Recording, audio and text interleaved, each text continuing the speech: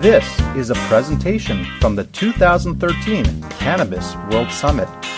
Please visit www.cannabisworldsummit.com for more great cannabis information, which is available to you completely for free.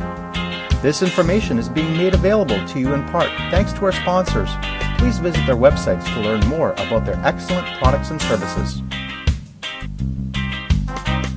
The following presentation is for informational purposes only. The opinions expressed are those of the participants and do not necessarily reflect those of Leaves of Hope Productions, Inc. Please note that regardless of any statements expressed or implied in the following presentation, that we do not condone you breaking any laws. We are not providing any legal, medical, or financial advice of any kind. No comments about cannabis being a cure for any medical use, expressed or implied, is to be taken as a claim or guarantee. None of the statements have been verified by the FDA of the United States, Health Canada, or the governing organizations of your particular country. And again, this information is being provided for informational purposes only, and the participants exercise their freedom of speech discussing what they believe to be true. We do not guarantee the accuracy of any information provided. It is your responsibility to evaluate the information before you choose to make any use of it. Please consult with a doctor knowledgeable about cannabis prior to using cannabis, and or prior to discontinuing any medications you may be currently using. Please check with the laws of your country and region to determine whether you are legally permitted to use and or grow cannabis prior to any involvement with cannabis yourself. Even though we believe that cannabis ought to be legalized, we do not condone you violating any laws. Please review the legal disclaimers on the Cannabis World Summit website and only proceed to enjoy this presentation if you agree with all legal disclaimers, agree to hold the company, Leaves of Hope Productions, Inc., and the presenters harmless and are of legal age in your region. Thanks to Kevin MacLeod and Incompetech.com for the music used in this introduction.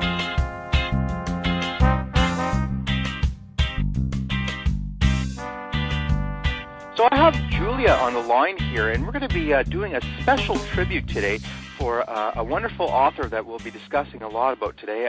His name is Peter McWilliams, and I'd like to thank Julie so very much for accepting to do this call and for sharing a lot about Peter's activism, Peter's wonderful books that he wrote about, and so giving the opportunity for all of us to get to know Peter a little bit better. Julia, thanks a lot for doing this call. Thank you so much, my new Canadian friend. You're very welcome. So, Julia, I understand that you've been drawn to Peter's work for some time, and I'd like to have you share how you've found his first books and found out about Peter. But first of all, I just also like for everybody listening on to know a little bit about you and about this project. Now, I understand that you've been doing this tribute. You've gone to the Seattle Hemp Festival, and you've been to other places with this as well. Would you like to share where you've been sharing Peter's work and Peter's messages with the world, and a little bit about why you're doing this? So sure. First of all, I would love to mention a place that's just very near and dear to my heart, and that would be the Treating Yourself Expo in Toronto.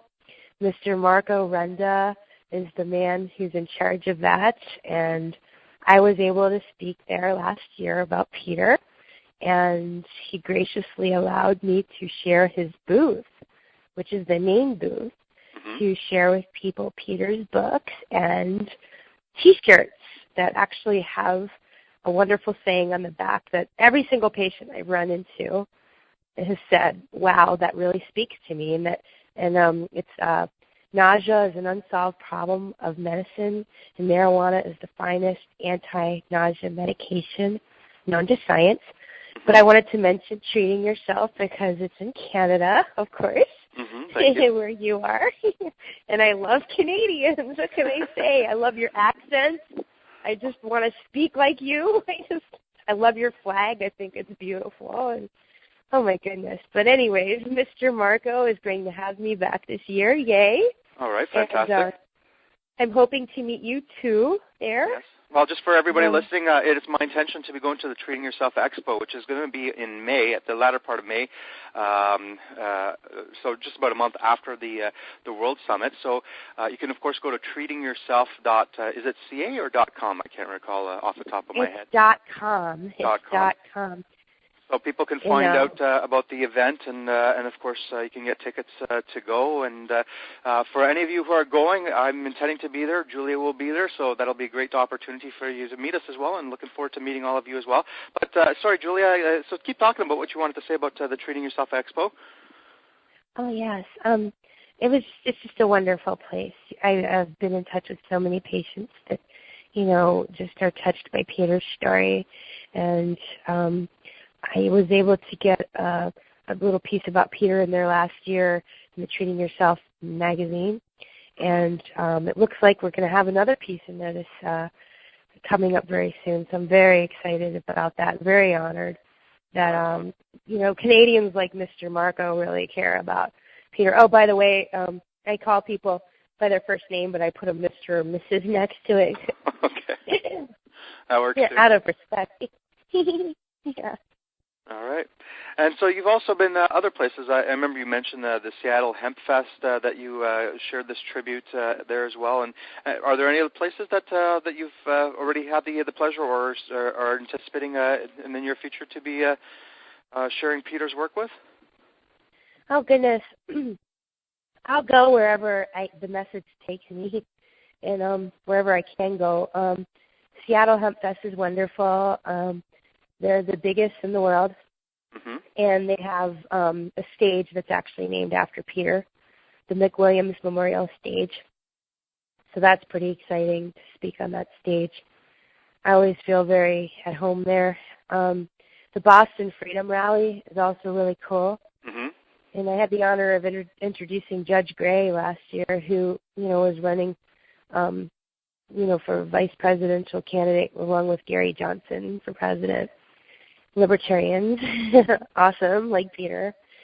And hemp stock out in Portland. I don't know if you ever get to Portland, Oregon, but hemp stock is beautiful. Okay, and, I'll take your word for it. I've never been there, but I'm sure it's a marvelous place to visit. It's a beautiful experience. And Mr. Paul Stanford is the man that founded it, and he's wonderful. He loves Peter, and I've had a chance to interview him too, so that was pretty cool. About Peter. Yes, so sir. of course, Peter's message is very important, and I'm glad. Thank you so very much for actually approaching me to provide this opportunity to create this tribute for Peter. This just for everyone to know. I didn't actually ask Julia to be one of the speakers. She actually contacted us and asked if she can share this message. And once, of course, we heard about this tribute, of course, we said yes, absolutely, please, thank you so very much. So I want to thank you, Julia, for contacting us and making all this possible. Otherwise, without you, we would not have done this. But before we get into discussing Peter, I just want to still talk a little bit about you specifically, because I think, your story, actually, we had the opportunity, of course, before this call to last week, or about a week or so ago, we were talking about you, and I have to say two things about you that really particularly caught my interest about this whole thing that you're doing with Peter. So I'd like for you to share your story about how Peter's book touched you and how you've started this whole marvelous journey. But I also want to say, for what it's worth, if I may, that you also told me that you're a cannabis, that you don't consume cannabis, but may I say the way that you actually said it yourself? Julia, is that okay if I share that? Okay. Well, I like the way you put it. You're a cannabis virgin. And so of course, you've been around so many activities where cannabis is so prevalent. You've been to all these various different festivals and around lots of people who I'm sure have been smoking, right in your presence. But, of course, I just want to say that for what it's worth, that I honor the fact, because, of course, how you explained it to me as well before, is that you honor and support all of us who are choosing to consume cannabis in whatever way, whether it be medicinally or recreationally or like growing it for hemp or whatever the purposes are. But I also respect your choice, not to be indulging in it for whatever reasons that you've chosen. But I think it's noteworthy to mention that your perspective of it was, I found very honorable that you're choosing not to consume cannabis. However, you so firmly believe in the power of cannabis and that it should be legalized, as we've discussed before, and that all that you're doing about all this tribute for Peter, I think that says a lot about you. That like even though you're not benefiting from it medicinally, because a lot of us who are in the cannabis world come because, of course, we have benefited from it medicinally. You, however, see the virtues of it without having any personal first-hand experiences with it, and you're a big supporter of cannabis. I think that's actually something noteworthy to mention, so that people know something about your character, and I think that's a positive for what it's worth. But thank you. You're very welcome. Can you share with us a little bit about your story? I thought it was charming how you actually. Well, actually, I'll let you tell the story yourself. So, how is it that you came to find Peter? Well, in 2009, I picked up a copy of "You Can't Afford the Luxury of a Negative Thought," just because the title sounded really kind of funky, and I was just really drawn to it.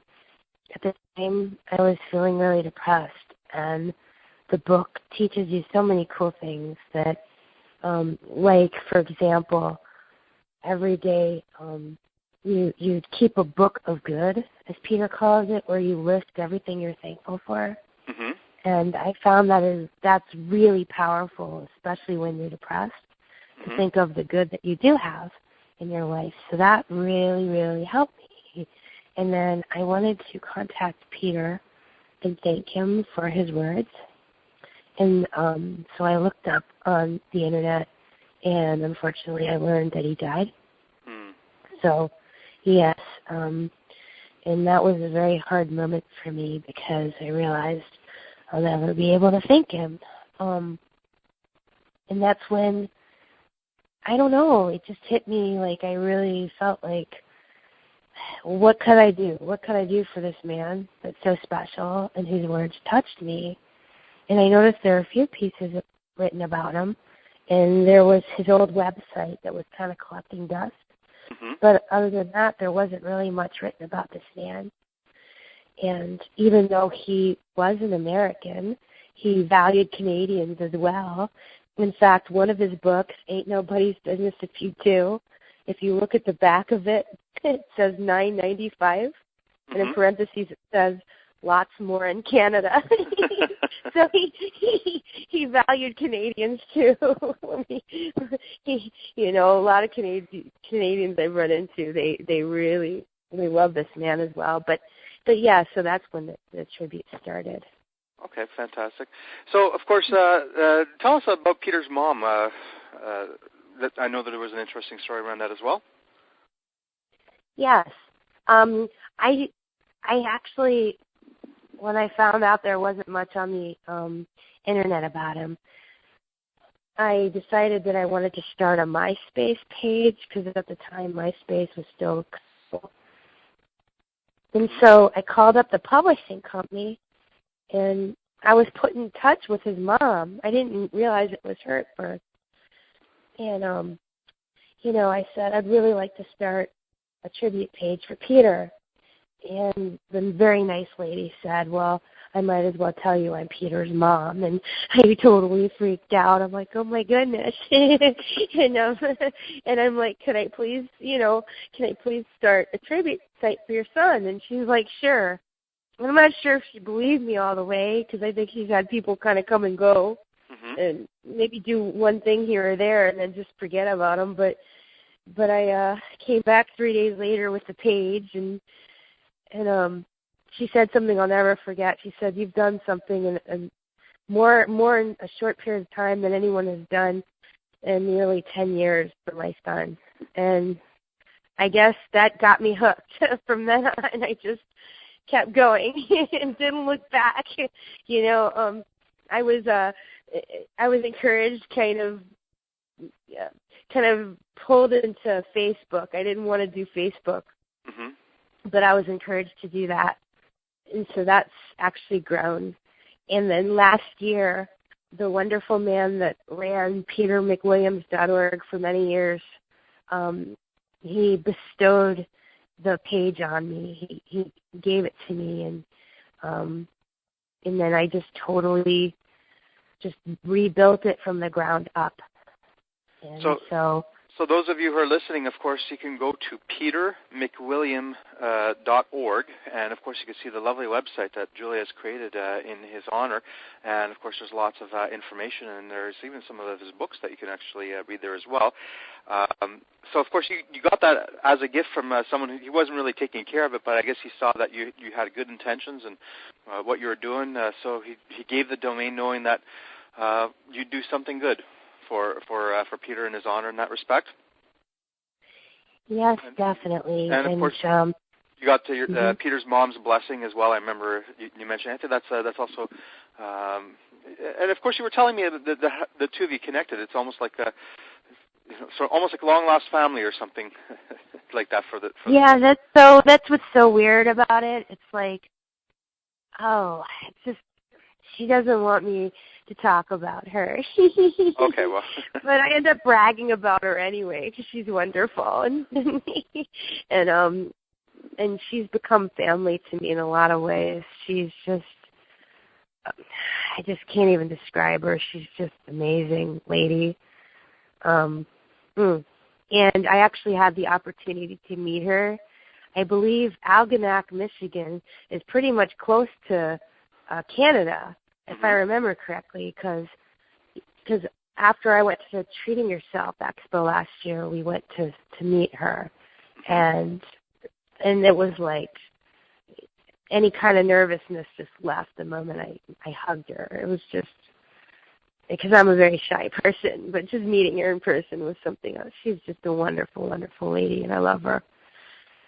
And she loves me. Oh, that's fantastic. So what I find interesting is, of course, that you never had the chance of meeting Peter. Unfortunately, he passed on before you even had ever even heard of his existence. So in 2010 or 2009, of course, you were reading his book, You Can't Afford the Luxury of a Negative Thought. We're so impressed by this man's words in this book.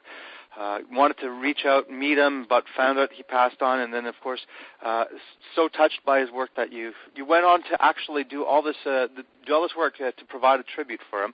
And so let's talk about Peter McWilliams, of course. So just for what it's worth, everybody, he's written over 40 books, and of course, Julia will talk about some of these books now. And some of these books are in the realm of self-help, but how did Peter prefer to call that? He actually didn't like the term self-help. He preferred the word personal growth. Well, there you go. So he wrote a bunch of personal growth books, and we, of course, talked about some of these titles.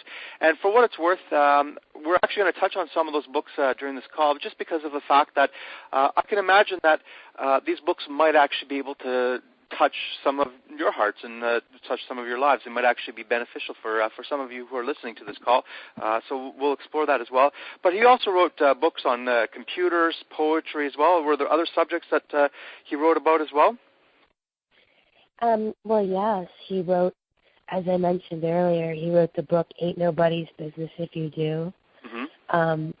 The subtitle is The Absurdity of Consensual Crimes in Our Free Country. And it's an amazing book. And that's after he became an activist for cannabis, that is, I should say? Well, actually, it was written around the time he was starting to get into it. Okay. Yes. He was diagnosed with AIDS and non-Hodgkin's lymphoma in March of 1996. And so he discovered cannabis for the first time in years. He actually hadn't toked in years, and he rediscovered it, and it actually helped him keep his medications down, and it got his appetite up, and he was able to create again and live again, because up until that point he was so sick that he would keep throwing up and not get much work done. Mm-hmm. So the cannabis really helped his creativity and just basically breathed his life back into him, basically. Mm-hmm. Well, I spoke with Dr. Robert Melamede, who's one of the other the people who've been interviewed for the summit as well, and of course, he was mentioning to me that cannabis is actually a very powerful plant and helps in terms of helping people with HIV/AIDS, also dealing with the cancer that is quite common manifestation of that as well. But before we talk about that side, because that's more the latter side of his life, and of course it deals more with his cannabis activities. Why don't you, Julia, why don't you just take a soapbox stand here and share with us who was Peter? Like, share with us the man. Give us a tribute. Of course, you obviously have Peter in your heart, so share with him the way that you would love all of us to get to know this man. Okay, well, he was a self-publishing genius, if I could use the word genius. I believe the word genius is overused these days, but I really feel that Peter was, if not a genius, close to one, because he could do anything he set his mind to, and he would do it excellently. He wrote his first poem at the age of 17, and he went on to publish all these poems himself. And this is long before we had the computer. We had the ease of just being able to post a blog. I mean, it was just fascinating how he would just handcraft these books and, staple them together and just basically make his house the publishing company. And he would also teach people computers. And, he got so good at it that people started, naming him the Dr. Spock of computers. And, here in the States we have the Today Show, which is really popular, but even more popular way back then. And he would go on this Today Show, which is a national TV show, like all the time, talking about like the latest computer gadgets. He was their go-to guy for computers. And William F. Buckley, who was like this major conservative dude, he learned computers thanks to Peter. And then he became a lifelong fan, yes. Rest in peace, William F. Buckley. But so he did that, and in 1971, I believe, he had written the book Surviving, which was a collection of poetry dealing with the loss of a love. And he teamed up with this wonderful man named Harold Bloomfield, MD, who I think they were on this road trip together, and they were coming up with ideas for this book. And so they combined Peter's poetry and Harold Bloomfield and Melba Colgrove, PhD, also R.I.P. She was a wonderful lady. They combined that together. And with that magic, they created How to Survive the Loss of a Love, which is an amazing book. I say amazing because it was published in the 70s, and it's now 2013, and I still have people coming up to me telling me this book has helped change their life. And excuse me, I have to cough real quick because I've been sick. So wait just a second. So everybody listening, I should just say that Julia is quite a trooper here, because we were supposed to do this call a couple days ago, but she's unfortunately come down with a cold now. You're feeling better, but I see you're still on your tail end of that. But thank you so very much for still doing this call. I could hear it a little bit in your voice, but you sound great. Don't worry about it, Julia. Okay. Oh, thank you. I feel like I sound like a male frog or something. You sound fantastic. Thank you. But I guess, of course, you were mentioning How to Survive the Loss of a Love, and of course that was back in the 70s. That's about 40 years ago that book was published. But I would imagine that that book is still, of course, timeless in the sense that people, and of course, as you explained to me before last week, I remember, it's not just, although it can be this, it could be the loss of a love, for example, or the loss of a romantic love, could be a loss of a child, a spouse, a parent, or something along those lines, but anything that you love. So it could be attachments to things. So perhaps, I don't know, if you lost your home or something along those lines.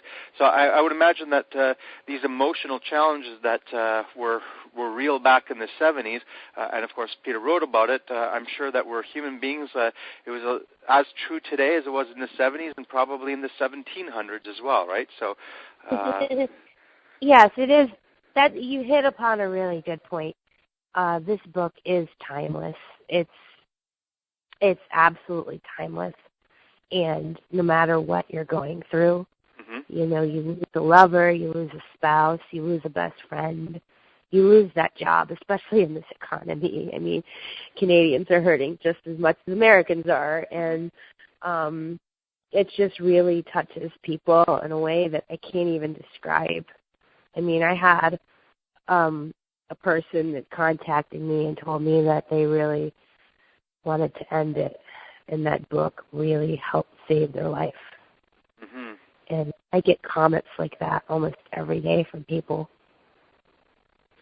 Well, it's just a testament to the magic that Peter McWilliams, you know. Part of what we discussed before, and what I want to convey also in this call is, of course, this is a tribute for Peter, but also to bring some of his work, some of his books to the attention of the people listening to these calls. I'm sure some of you who are on this call are listening on for a reason. There might be might not know why you've been drawn towards listening to this, but perhaps one of these books might actually be something that your heart's calling out for you to read at this time. So, of course, How to Survive the Loss of a Loved might be one of those books for you, but there's a lot of other books here. There's actually one that remarkably was actually even in my own book collection that I actually many years ago found to be quite beneficial, was the Life 101 series. Now, it's been such a long time, I can't seem to locate my copy of this book, but I remember this was just a delightful book that I think almost everybody should read, because it's how to live life, from what I recall. Can you share a little bit about this book and why just about everybody could actually pick up and read this delightful book? Well, when you're in school, you're taught, you know what a square root is, and you're taught how to add and subtract and multiply and divide, but you're never really taught how to love yourself. And, you know, there's so many things you're taught in school, but there's so many things that are lacking in school about how to, like, love yourself and accept yourself. And so this book is pretty much like a manual that you never had, but you always needed, because self-esteem is so important, and a lot of people don't have it.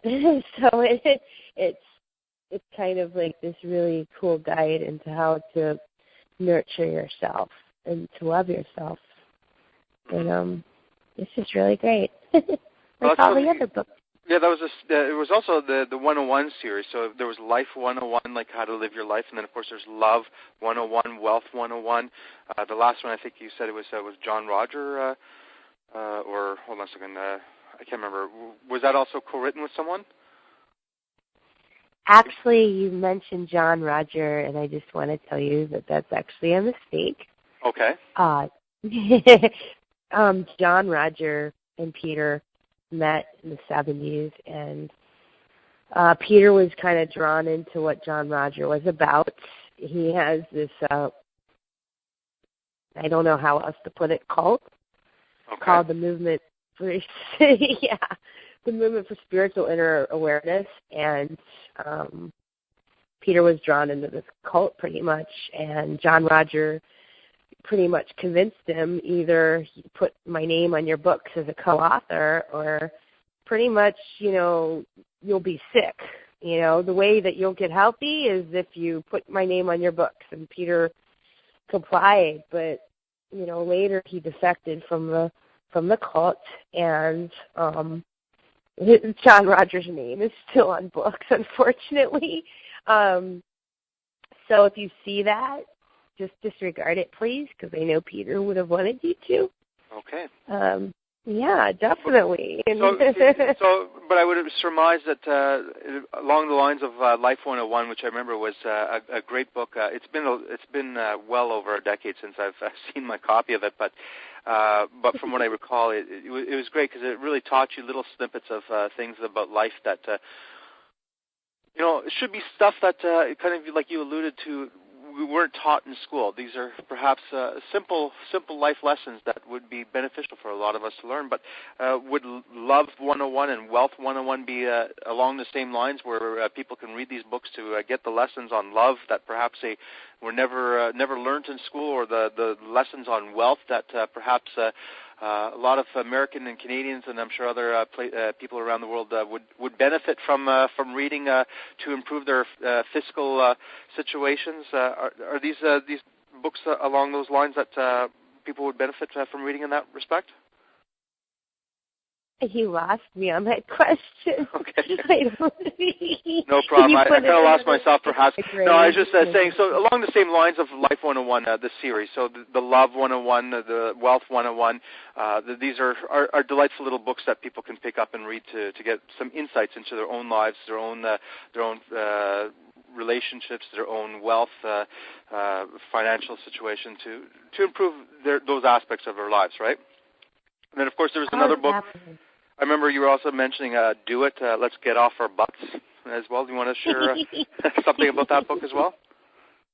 Yes, it's just this book that's a big motivator. Like, if you're really feeling like you've slacked off or you feel like you're in a rut, it's a really wonderful book to kind of help you live your dreams, like get the courage that that's inside and be able to, go for your dreams, because we all have dreams, and it's just a matter of, identifying what they are and reaching for them and believing in yourself, Mm-hmm. I still sound like a frog, though. That's quite all right. Don't worry about it. You're sounding great. The book, of course, You Can't Afford the Luxury of a Negative Thought. That's, of course, the book that's introduced you to Peter. The title itself, has a fascinating sound to it. What is why can't we afford the luxury of a negative thought? Can you just perhaps share a little bit of what Peter wrote there in the sense of help us understand what's his book about, so we can understand where was Peter going with that title, that book? Well, Peter believed that negative thoughts didn't necessarily cause, but definitely contribute to illness in our body. Mm-hmm. We've got this flight or fight response inside us, like, in the caveman days, that was needed because, you had some wild animal run after you, and you had that adrenaline rush, and you're like, oh, my goodness, I got to get away from this wildebeest or whatever. And now it's like we don't have those beasts running after us. So when we get stressed out, we're just like, our body just tenses up, we tense up, and so all the negative emotions that we're experiencing and the fear and the stress, it's got nowhere to go, unless if you go lift weights or something, you're just going to bottle it up inside you. And over time, that stress is just contributing more and more to, like, the illnesses you get in your body and, like cancer and all sorts of cancers, just really horrible diseases. A lot of it is contributed by the thought process, at least Peter believed that. Or in your case, the process, you say. I'm trying to speak Canadian. I love it. Enchanted by my Canadian accent. I love it. It's enchanting. It's absolutely, I love the Canadian accent, and I want to learn French. Thank you. Well, I'm glad you love our country. Well, you're coming in a couple of months to the Treating Yourself Expo, and so I'm sure you'll be totally saturated and immersed in our culture here. But I wanted to touch upon the next two books, or the next two topics here. I think this is actually important for a lot of people, and perhaps some who are even listening might even find this to be beneficial. So Peter wrote also a book titled How to Heal Depression, and I think that was partnered with Harold Bloomfield. Am I correct in that? Yes, you are. It's a fabulous book. And so, of course, also St. John's wort. And, of course, I understand that Peter, he did a lot with that herb, and he was particularly impressed with that herb's ability to help heal depression. Can you actually talk about that book and also about St. John wort? And the reason why I'm bringing those two up together simultaneously in this question is because I believe that there's a synergy here between the two of them, so that perhaps you can speak freely between the two. So talk about the book so that people might be interested in picking it up if it's suitable for them, but also the herb, and talk about how this might help people who are currently dealing with depression. Well, when Peter was about 3 years old and up, he felt something inside him. He didn't know what it was. And so it took about until he was about in his 40s for him to realize that there was what's going on with him, you know. So he went to his friend and therapist at times, Harold Bloomfield, who had, you know, contributed to other books with him. Mm-hmm. And, you know, Harold said, "Hey, Peter, you're depressed." And so he treated him successfully. And in their journey together, they saw that St. John's wort is an effective, for many people, not everybody, but for many people, it's very effective, natural, healing herb, you know, kind of like marijuana, like cannabis. And, you know, he found that, and he discovered, you know, the power of the pain of depression and the power of conquering the depression, and just, you know, that's uh-oh. Are you there? Yeah, I'm still here. I'm listening. Oh, goodness. I thought I lost you. I'll say a little bit more often for you then. I'm so sorry. I babble. I'm actually a very shy person, so these interviews I get very kind of nervous at. It's okay. I hear that you're a little bit nervous, but you're doing great, and don't worry about it. And I know from our conversation you have a lot of great information to share about this man, about his work as well. So you know what? We're here to listen to you, and you don't have to feel shy. It's all good. Right now, of course, it's just you and I, so technically there's nobody listening at this particular moment, but in a little over a month, that'll be a different story. But so anyways, about the book, about the depression book, of course. Now, from what you've shared with me before, I think this is perhaps worth you discussing about.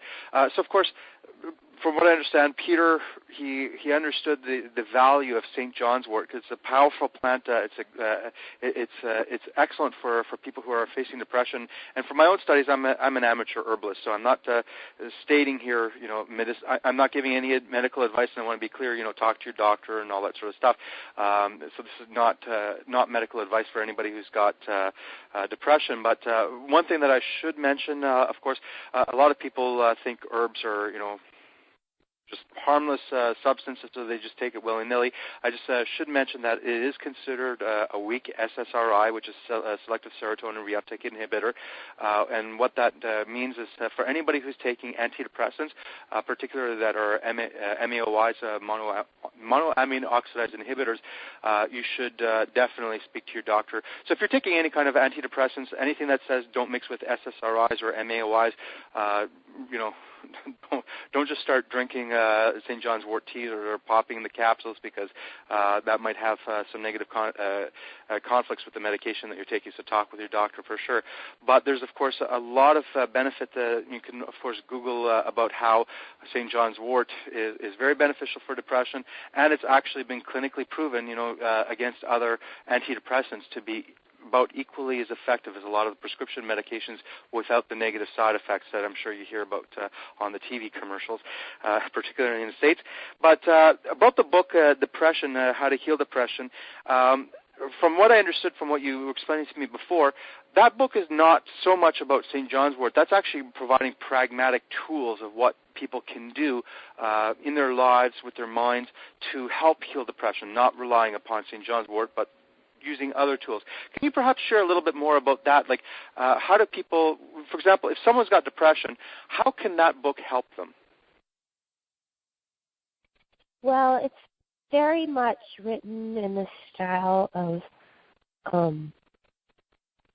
how to survive the loss of a love, in the sense that everything is laid out very simply.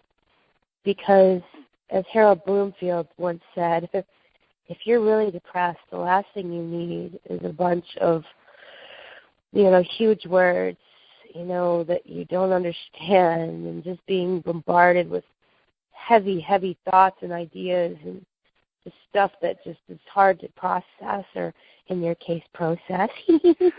But I love Canadians. Anyways, now I forgot what I was saying. About the How to Heal Depression book? Yes, thank you very much. You're welcome. So it really, I don't know, it touches people in a way, that it's kind of indescribable. I had a lady that wrote me and said that she was at the end of the rope, mm-hmm. and that she really felt she needed this book. And I think that she's really benefited from this book. I think it's one of Peter's lesser known works. He co-authored it with Harold Bloomfield, but a lot of people don't know this about Peter. For some reason, the book wasn't as known, and I realized in the last few months, when I've started making some of Peter's books available on petermcwilliams.org, that people are getting this book. People are interested in this book, especially in the cannabis community. I was kind of discouraged about it. I was told, people don't want to hear about depression. They just want to hear about the pot. I was told that by a few people, and I just thought that was so weird, because I keep running into people who are in the cannabis community and who are battling depression every single day. Mm-hmm. And it's just so important, I feel. Absolutely, and that's one of the reasons why I mentioned earlier in this call that I think some of these books would actually be beneficial for some of the people listening. I mean, virtually everybody, I think, could benefit from some of these books from at some point in their lives. For example, the Life 101 series, so Life 101, Love 101, Wealth 101, or Do It. Let's get off our butts and just do it, as I guess Nike would say. But the point of the matter is those books are applicable to most of us, just to learn how to, cope with life in more productive, more pragmatic ways. But, of course, who hasn't from time to time dealt with depression, whether it be, temporary due to, for example, being dumped in high school to a traumatic life experience that might leave us emotionally scarred and wounded with deep depression. And, of course, as you mentioned, a lot of people do use cannabis to help cope with symptoms of depression and anxiety, and of course, cannabis can definitely help with those things. However, I'm very much a cannabis proponent. I say, hey, cannabis is good for us, but I also like to just say that though, of course, cannabis can help with depression, anxiety, and other mental emotional states, I think it's important for us to realize that not to be using a substance to block or to suppress emotions, because, of course, if we're depressed, there's something within us that perhaps we might need to evaluate, look at, like maybe a psychiatrist could help, or maybe it's just something that we need to just spend some reflective time to actually ponder rather than suppress. So, of course, people use alcohol, of course, in a sense to counteract their depressions. However, that's not necessarily that beneficial. There's a lot of other problems alcohol creates. Now, cannabis certainly is a better choice, but nonetheless, I think it's good to have tools like what Peter's books are to help us to cope with these problems so that we can then truly heal from them and move on in a productive way in our lives. And I think that's a message that a lot of people need to realize, is that that's part of the reason why Peter's books are so valuable. Like, for example, you mentioned one of the books that really touched you, and when you spoke up about this book, You Can't Afford the Luxury of a Negative Thought, you could hear the passion in your voice. When you were talking about that book, I can hear how that book obviously deeply touched your soul, because you spoke with a great passion and enthusiasm about it. It seemed obvious that it touched you in a meaningful and significant way. And so I think this is a wonderful opportunity to get people to realize that he's got a lot of these so-called self-help, or as Peter prefers to call it, the personal growth books that are definitely worth exploring. And of course, people can go to your website and find out more about those books, I presume. Yes. Yes, they definitely can. If you go to petermcwilliams.org, you'll see a tab saying books, and then there's another tab, buy books from us. And if you get the book through me as opposed to somewhere else, 100% of the proceeds help me in being able to go travel to speak of Peter, because I need the help to do these things. I can't totally do it on my own. So that's really cool. And I enjoy inscribing for people in calligraphy whatever special message they want me to say. Okay. So, of course, you can go to the Peter McWilliams website, .org, I should say, and, of course, get the books there, and, of course, get the calligraphy sayings done by you as well. And I think it's important that people hear what you've also said, and I heard what you said, and I've spoken to a bunch of other people who I've interviewed and others as well. Traveling around conferences, being an activist is not cheap. And no, it's not. Most of it is really funded out of people's own pockets. Like I would imagine, Julia, traveling around, I'm sure the few dollars that you earn here and there from the sales of the books from your website definitely help to chip in the pot. But I would presume that most of their traveling expenses are sort of expenses that you've held the burden yourself. Am I correct in that assumption there? Yes. Out of your own pocket, yeah. So just for what it's worth, of course, please remember, people, it's important to support the activists that you like in their books, and of course, don't be buying or don't be downloading the illegal copies or so on and so forth. Buy legitimate copies, because of course this goes towards supporting the activists to do more good work in whatever it is that whatever slice of this huge project that they're working on. But anyways, enough about that soapbox here. Let's get back to Peter here. So of course, Peter, before he became an activist, he wrote a lot of these computer books, poetry, and a lot of these self-help or should I say books. But then of course, Peter got AIDS, and why don't you share that side of his life, and then of course how he became a cannabis activist, which is of course the reason why we're providing a tribute for him today here. So share how did Peter transition to becoming an activist? What happened in his life? Well, I'd say that he was actually an activist for those who are depressed too. I feel like he brought depression into the foreground, is that the saying? And, a lot of people, the one thing I wanted to say about the depression that I forgot to say is that there's a lot of shame that surrounds being depressed. Because if you go into work and you tell your boss, yeah, I'm sick today, I've got the flu, everyone around is like, oh my gosh, I hope you feel better. They bring you chicken soup, and they're like, oh, I feel so bad for you. But if you go and you tell them, I'm depressed, a lot of them just don't understand, and they're like, just get over it, or, just cheer up, or, they just don't have that empathy and understanding. And so I feel like Peter wanted people to know that depression, is not something to be ashamed of. And that's the one thing I wanted to say about part of his activism, because I don't think all of his activism was cannabis. Okay. A lot of it was, but not all of it. I think he felt just as passionate about educating people about depression as he did about the cannabis. But getting to the cannabis, I feel that Peter always believed that as long as you don't hurt the property or business of someone else or the personal them personally, then you should be able to do what you want to do yourself. And it's like basically the libertarian philosophy. So he wrote the book, Ain't Nobody's Business If You Do, and in 1983. And so around that time, he's in this book, he's questioning the drug laws and how crazy the drug war is, and how we're dumping all this money into this war that is just just not going anywhere. I mean, it's just making these people endlessly suffer in prisons and in jails. Mm-hmm. And for what? So he already felt passionate about that. But when he got sick and he discovered the cannabis, he just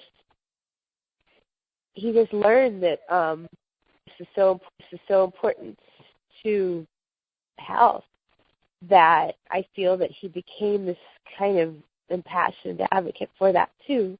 Mm-hmm. And he spoke about in front of the Libertarian Party in 1988 Mm-hmm. on the 4th of July, which is our Independence Day. And, he said that he wanted everybody to have access to, cannabis. And he just, oh my goodness, he was like so passionate about it. And he paid for that passion. He paid for that passion with his life. The DEA was targeting him Mm-hmm. because, he was helping to grow these plants. And, they're like, you're growing way too many plants and you're going to do this for profit. And he was trying to help sick people like himself. Mm-hmm. And, they ended up, jailing him for 30 days. And he hadn't been able to have his cannabis. And, it made him sick because that stuff, one thing that kept his medications down, he had like 12 pages of drugs. The side effects? Yes, and 12 pages of it. And we're talking like little tiny print too. So that's what he was dealing with every day. And without the cannabis, he had no way to deal with it. And can you imagine having your medicine taken away like that? It's awful. And so yes, he spoke out, and the DEA did not like it. Mm-hmm. And they called him a drug kingpin. Mm-hmm. And he was one of their biggest targets at the time. And so they told him, if you do cannabis again, your mother and your brother are going to lose their house. And so, he gave up the cannabis, and he got sicker and sicker.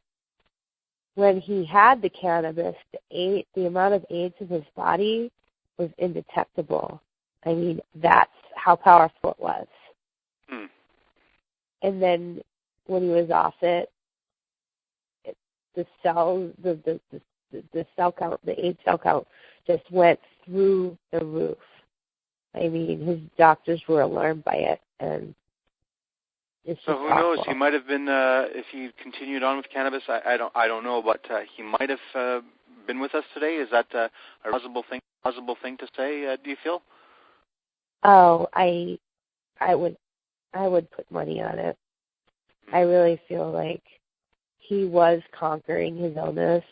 He was using the positive attitude that he wrote about in his book. Mm-hmm. And I feel that, I mean, obviously,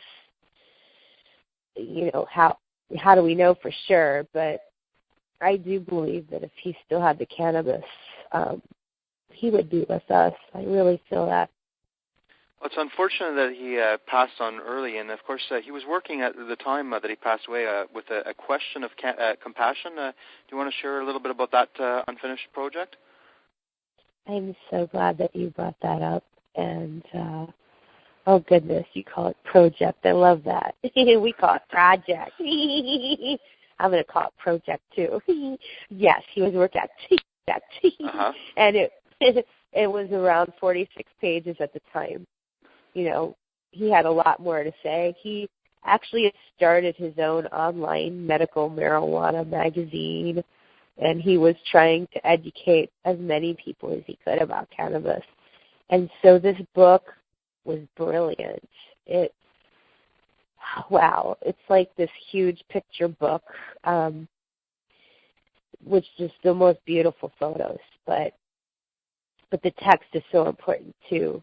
And he talks about how, people are prescribed aspirin every day, and how there's so many side effects from aspirin, and how aspirin has actually caused deaths, but there's been no deaths reported by cannabis, and he wasn't able to complete this book or promote it because he died. And it was always online, but not everybody had heard about it. And it was kind of almost like buried online because there obviously was no way to promote it. So I discovered this last year. And Did you put that? Wow. Is that one of the ones that are on your website now that people can read? They can actually go and read it for free on the site. But what I was hoping to do was make it into an audiobook, at least on YouTube. And so with the help of Josh Stanley, who was the star on National Geographic's American Weed, I asked him, and this man is so busy helping patients, and he dropped everything for me. He cares about Peter's story that much. He's like, anything for you, Julia. It was just so awesome. He's a wonderful man. But he's narrating the book, and I'm hoping it will be out by the end of April. It was supposed to be out by the end of March, but we've had some technical difficulties, and, as those things go. And but hoping to get it out, and it's just very exciting. I can't tell you how many patients I've heard from that are just so excited to be able to see this video, and it's going to be on the YouTube page. People can go to youtube.com/WeRememberPeter, and they'll be able to see it there. Okay. And hear it there. Yes. Fantastic. I'll put a link on the site. You're going to have to email me that one because I don't have that link already, so didn't see it online either. But I'll be providing a link to, of course, Peter's website and, of course, to this YouTube section that you mentioned so that people can also listen to this audiobook. And that's fantastic that Josh Stanley, you said, right? He narrated this, but of course, there's the question of compassion that he was working on at the time that unfortunately he passed. But a couple other projects that he was working on, I remember for cannabis related. He also published the How to Grow Medical Marijuana book as well. Would you like to say a few words about that book and what people might actually find in that book? Well, it's a pretty good manual on how to grow it, and you're talking to a non-smoker, so right. I'm not great on my knowledge of it, but I've been told by a few people that it's a great book, and it got him in a lot of trouble. I think that's the book that really got him in a lot of trouble. The DEA set up that Peter McWilliams. Got to go after that guy. Okay, well, it's unfortunate that they went after him, but of course they've been going after anybody who is quite vocal about cannabis. Nowadays, I think it's changed a little bit. I think a lot of us are becoming a little bit more bolder, and we're coming out of the closet, so to speak. But back in the day when Peter was doing this, my gosh, someone really needed to have cojones of stone to stand up and declare that cannabis is a good thing. Of course, cannabis has been a good thing all along, but back in those days, especially, it was a lot harder to be an activist. So it's really sad what the DEA has done to him. Of course, essentially targeting him for standing up, sharing this medicine and this information about this medicine, particularly with people with AIDS. That's quite unfortunate. But I remember one thing you were mentioning, how did Peter come to cannabis? I remember you were telling me how he was suffering and then he had his first magical puff. Do you want to share that story with us as well? Well, he was throwing up so much that a lot of the time he was spending in bed, when he could have been working, and it was extremely frustrating and very painful. I can't even imagine what it's like to constantly throw up day in, day out, day in, day out. I mean, it's got to be absolutely horrendous and taxing on the body. And he didn't really believe in cannabis at first because he felt like the cancer was so powerful. How could something, combat it. It was just so strong. And so he looked at other options first, but then he discovered that he considered himself a journalist, so he was constantly investigating things. Mm-hmm. And he found that in his studies that the cannabis really did help the nausea, and so it really worked well for Peter. I mean, the first puff that he took, it was calming to him, and the second puff, it was like, the appetite was starting to come back, and, he used to make a beeline to the toilet, so it became a beeline to the refrigerator, Actually, no, a meandering raid on the refrigerator, he called it. Mm-hmm. So, wanted to make sure I got that right. So it really helped bring back his health and his weight. And those weigh-ins that used to be so scary for him with the doctor became these delightful experiences. While he was on the cannabis. Yes.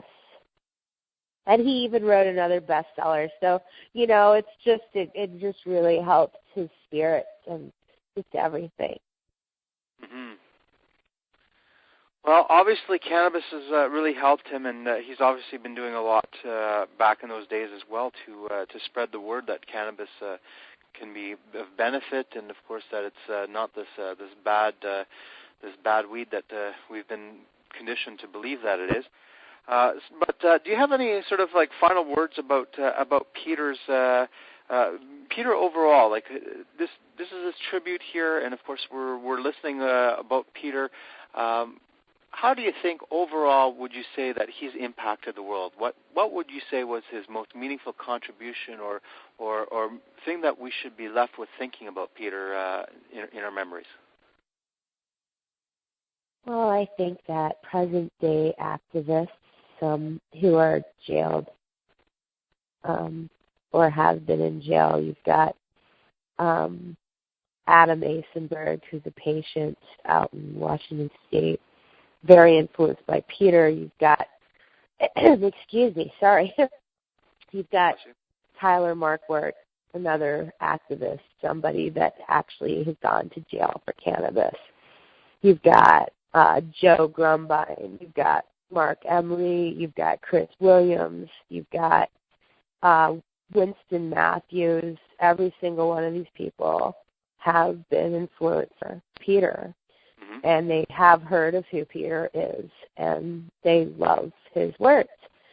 So the activists today are honoring the activists of the past, and I feel another thing about Peter is that he always taught you that you have a beauty inside you that's there for you to discover. There's this wonderful lady that's part of our tribute that didn't want to get photographed. I always like it when people send me photographs of them holding up the books of Peter that they've got or the shirts that they've got, which, the Peter McWilliams that orange shirt. And she told me, I don't know if I want to send you a photo of me. And, I begged her, please send me a photo. And so I posted her photo, and that photo got almost more votes on it, likes it on it, than any photo I've ever had someone wear a Peter shirt in. And then she said that she was crying, and she was so touched by it. But other people were saying the most beautiful comments about her, and it's just that kind of thing, that Peter really made us believe in ourselves and see the beauty in ourselves. And I think that was a big, lesson for him to give to us. And, the other lesson is while alive, live. While you're alive, really live it, Don't just go through the motions, but live your dreams. Absolutely. And, I remember you... And I feel, yeah. Sorry, go ahead. Go ahead. Oh, I'm sorry. I just feel that it's a living tribute. I mean, yes, this June it'll have been 13 years since he died, but Peter is still so alive in so many people's hearts and minds. It's amazing. Well, that's fantastic. And I remember reading one of his books. I thought it was fabulous. And after after talking with you, it's definitely going to be added to my books, my pile of books to be reading this summer. I have quite a collection of books from other speakers and other people to be reading. But I definitely want to include a few of Peter's books as well. And Life 101 actually is probably the first one I'd like to actually reread because I remember how wonderful it is. But also, from how you spoke of it, you can't afford the luxury of a negative thought. So I want to thank you very much, Julia, about sharing. First of all, I think you need to be honored as well, Julia, because, of course, one of the first things I asked you when we spoke a couple weeks ago, actually, is are you his daughter? Are you, like his wife? I wasn't sure if you were his family. And so the fact that you're not related to him, and the fact that you felt so compelled from this man's words, from his book, to do something to honor him, I think that actually says a lot, about your character, but also about how wonderful this man is, that he would actually stir you to do everything that you've done. So I want to thank you very much for all the work that you have done to of course, keep Peter's memory alive, and of course making these books not collecting dust, but hopefully in the hands of people after listening to this talk. So thank you. Okay. And I remember you had a final message, and I was supposed to remind you about Margaret Denise Hoppus or something like that. Oh, that's the one I just told you about. Oh, okay, sorry. I didn't quite catch the connection there. I apologize.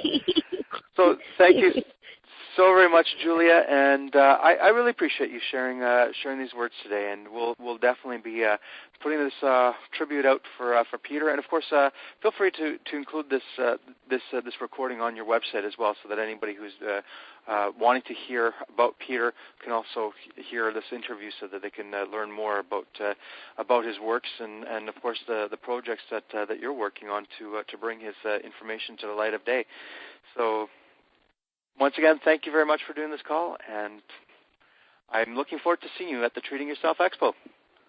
Oh, yay. I'm looking forward to meeting you so much. And can you leave me with a Canadian phrase, please? Okay.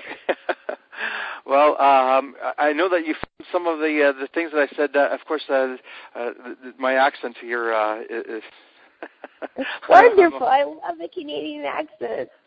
Oh, well, I just want to say, for what it's worth, as I mentioned to you, perhaps I'll just use this as a public service announcement on behalf of all Canadians, because I know we Canadians, we watch a lot of American television. In fact, the bulk of our TV is, of course, American shows.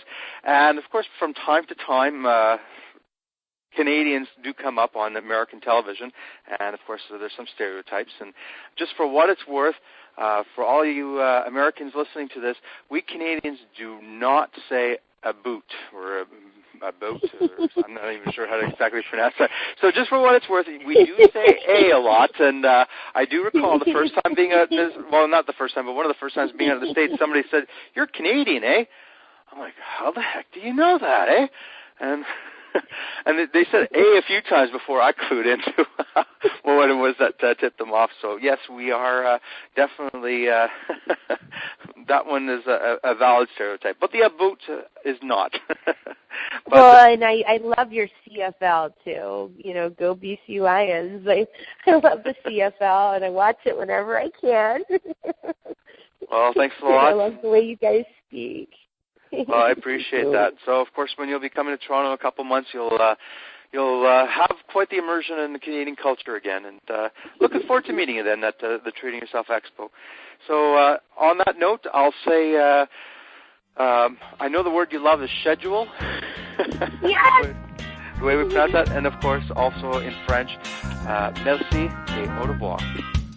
Oh, thank you.